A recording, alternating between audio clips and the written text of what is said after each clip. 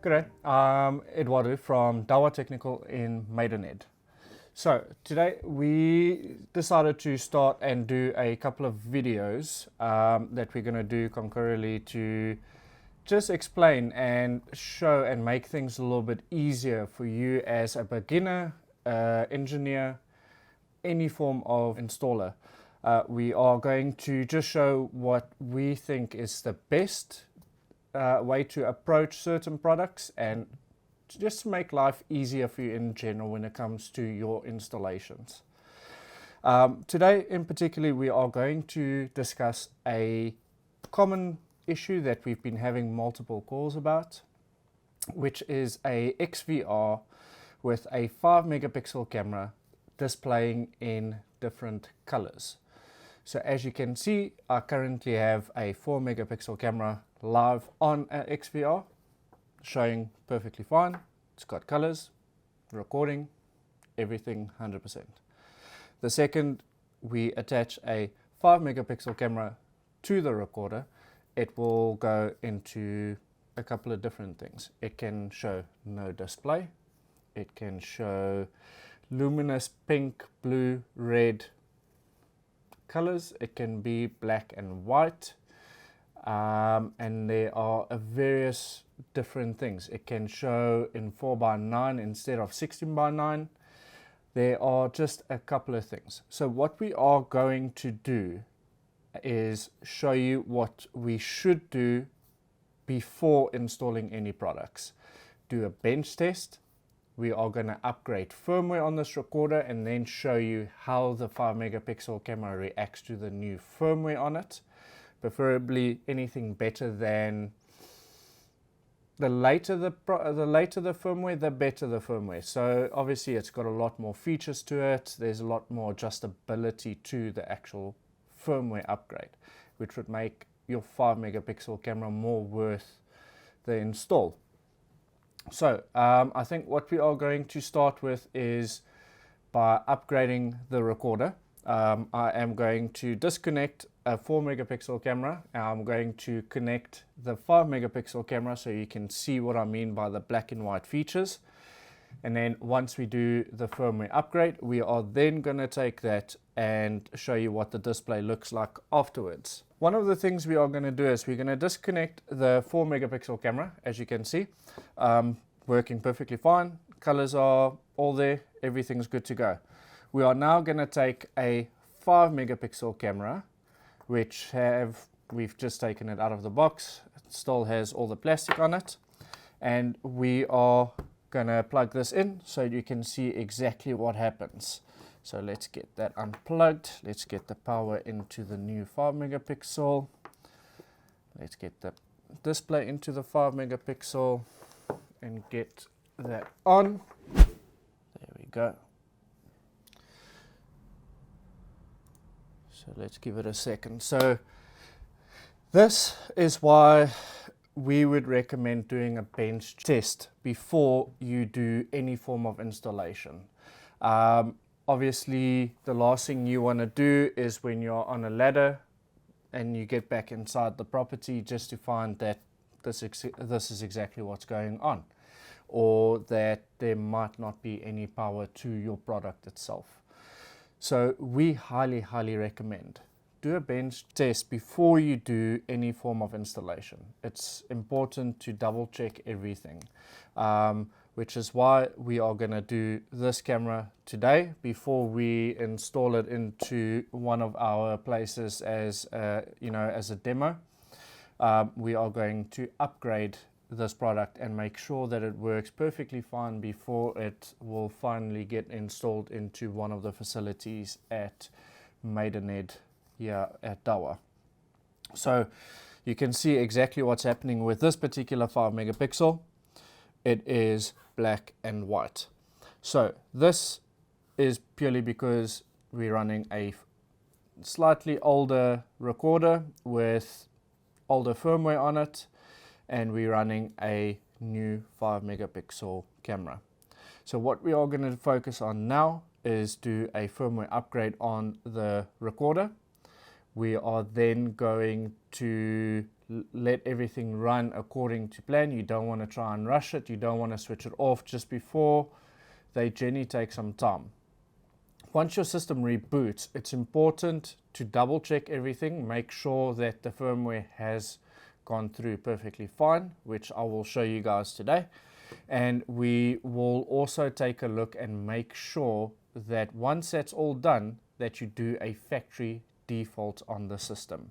That is very important, as you want the newer software to work perfectly fine and set into the motherboard perfectly fine, and not have any issues down the line because you didn't do a factory default. So the main reason behind that is to let the firmware set in, because there are new menus, new settings, new adjustments, new everything to the actual firmware itself. So that's what we are going to look at today, to get that and get this 5 megapixel back into color. So let's get the firmware. I am going to do this remotely. I'm going to do this off of my laptop.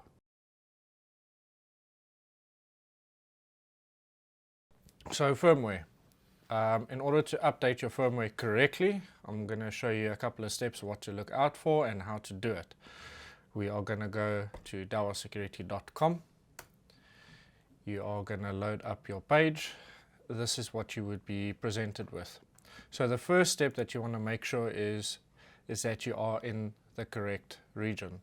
So if you are in any other country, Australia, Brazil, any other country, make sure that your region is correct. So anything for UK and Ireland will fall under UK and Ireland English. There are different form factors and protocols on firmware, so make sure that you are under the correct region. So what we are going to do is we're going to go to the right hand side where you see the search icon, enter. So you want to make sure to type in the full model of your recorder. So NVR 5216-16P-I, and you will be presented with the actual recorder itself. So now it gives you a full description. You've got your datasheet, user manual, drawings, A&E documents, and firmware. You click on firmware, it will present you with the latest available firmware. If you don't have this in the box and the box is completely empty, it means that that device is, number one, too new and there is no firmware uploaded as of yet, or it is too old and they've started discontinuing the firmware. So what you would like to do then is to email into us at support.uk@dahua.tech.com, and just as a first initial email, state that you are requesting a firmware upgrade. We would then send a document to you to complete that would ask you for the model of the device, it will ask you for the serial number of the device, and a couple of other relative questions. Name, company, if you are with a company, just to complete the information, send that back to us. We would then take that information and go and look on our portals and find the latest firmware for that device. And yep, once you got that, you just go click on the link. It would then start downloading that link for you. And once we have that all downloaded, I will show you where to go and what to upload onto your recorder. And then in the future, we will look at doing another video where we will show everyone multiple different ways of how you can upgrade your recorder, whether it is with a config tool, direct with USB. There are multiple ways. That is something that we would do on a separate video, just to show you what steps you can take and what you would prefer as a installer that suits you and makes things a little bit quicker for you. So today I'm going to do mine through my config tool. I've already logged into my recorder, and we will get the recorder all set up, and we will then upload the new firmware onto our recorder. So let me just log into it here.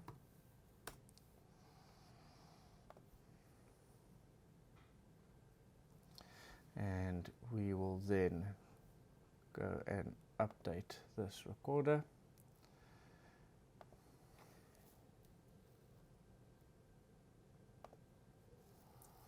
We are going to go system update. We are going to go and browse for the software that we've already downloaded.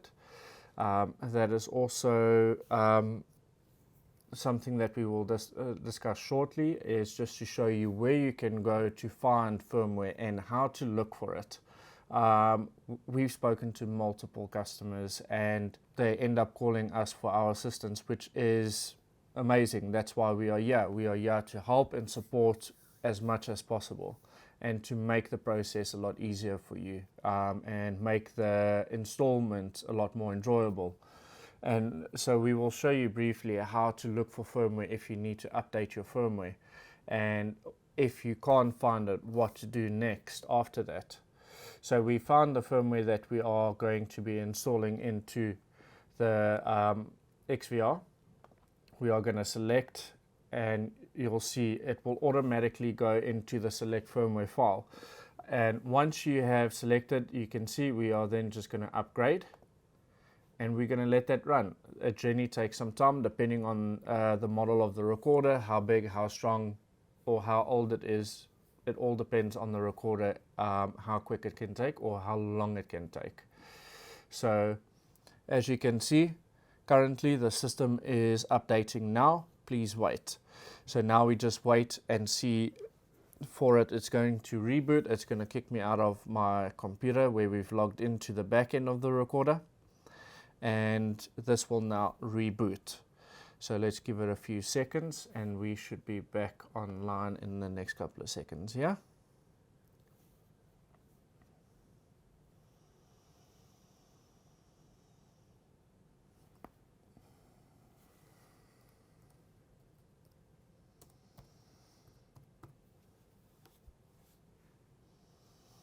Okay, let's just wait for it. So initialization in progress, please wait. So this is now the completion of the firmware. There we go. So now you can see the 5 megapixel has now gone into its full rightful color. And that is merely just by upgrading the firmware. So that is the importance of doing a bench test beforehand, is to make sure that the products are up to date. It is extremely important to make sure that your products are up to date. The benefit of making sure everything is up to date is that you get a lot more adjustment and settings and so much more functionality behind the product itself. Like when we do this recorder now, there are a couple of small little things that will be added to the system, whether it is an AI adjustment, whether it is a SMD, Smart Motion Detect adjustment. There can be so many different things, and it just improves your recorder for the long run. Obviously, when installing the product, the last thing you want to do is you want to be able to have that recorder for a lifetime. And one of the main steps is to make sure it's updated. The more updated, the more reliable the product is, the better response you'll get out of the product when you remote log into it or anything as such. So I'm currently logging in back to the recorder via my laptop, and we are now just going to make sure that everything is fine. Once we do a factory default, we are going to reset it up, make sure all the time and date and everything is set up to the way it should be. And then once we have done that, then the full functionality of the recorder will be more reliable. So as you can see, previously there are certain menus that have appeared now just by a firmware upgrade that was not on the recorder previously, like the maintain feature, which was not on the recorder previously. So that is genuinely a good feature to have, because it just makes the system a lot more, I would say, easier to understand. It tells you exactly where everything is, and just you know, if you want to do any form of maintenance, updates, upgrades, defaults, imports, exports, everything is under maintain. It just makes the process easier. Okay, so what we are going to do now is I'm going to do a factory default on the recorder to make sure that my firmware sticks, and let's put in our password. It will ask you for the main administrative password when you do a factory default. If you have a user account, it will not accept the password. So it needs to be the main admin account. Okay, so there we go. So we will see that shortly on the recorder that it should, there we go, shut down. It's going to reboot in the next couple of minutes. It's now going to let the firmware set in properly. So let's just give that a few and wait for that to come back on. Okay, so we've got our config tool, which we are currently scanning for the recorder. And let's just wait for that to come on. So while we wait for the recorder to come on, which it should be on in the next couple of seconds here. There we go. That's almost done. Always remember, if you're going to do, there we go. So that recorder is on now. It is uninitialized, as you can see on my side. We now need to go through the initialization steps, which are you select the product itself. We're going to go initialize. We are going to go initialize. You are then going to create a password, which we will just do normal admin123 for now. There we go. So for those that want to, you can put an email into the recorder as well if you want to do a factory reset, or you need to do a password reset later in the future. This process does make it a lot easier for you, and we will show you how to do that in a different video. There's quite a couple of steps how to approach this this particular reset factor, so we will focus on that a little bit later. Okay, so we're just going to go, so this is just asking for your EZ4 IP, which are your P2P settings, and your auto check for updates. So we're just going to go OK. So there we go. We can see that it's been initialized. We're going to go finished, and we will now log into the recorder remotely. We are then just going to stop the beeping on the recorder, as we don't have a hard drive in this particular recorder just yet. We are going to go, here. So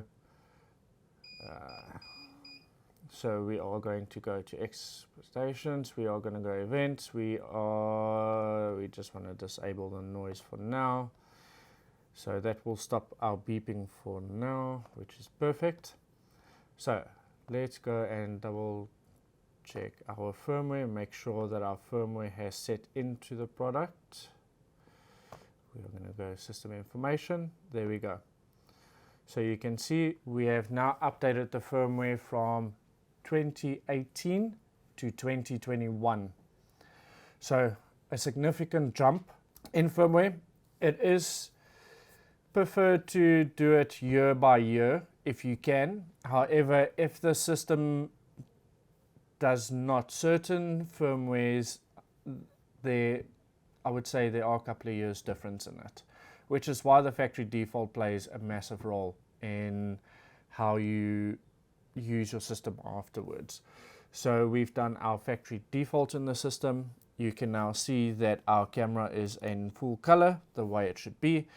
We have now completed that, so let's just make sure our camera comes back on here.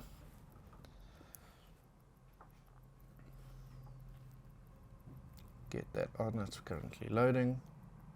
Okay, so yeah, you can see, so if we now go admin123, you can see everything has been set up. So we're just going to go through the normal stages of a setup. So preferably we would like to go day, month, year. You want to enable your DST. So this would be from March to October. We're going to keep it on 4th, which is, or not 4th, last Sunday and Sunday. And then we're going to do, that's going to go to 0, 1. This will be going to 0, 2. And then we are going to go, let's just double check our dates here. That's not, we want to go on 0, 0. Which we should have.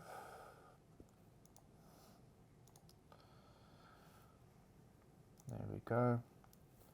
And we are going to go save. Just make sure the time is perfect there. We are going to go next. So with the IP address, currently we're just setting up this product just for testing purposes that we would be using here in our office. So for us to get the IP address all set up is completely unnecessary at this point. However, best thing I can recommend when you set up your device is just to go into the settings, enable the DHCP.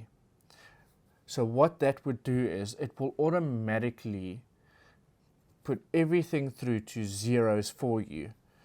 Once you go OK, everything is going to stay on 0, 0, 0. And you want the same for your preferred and alternative DNS.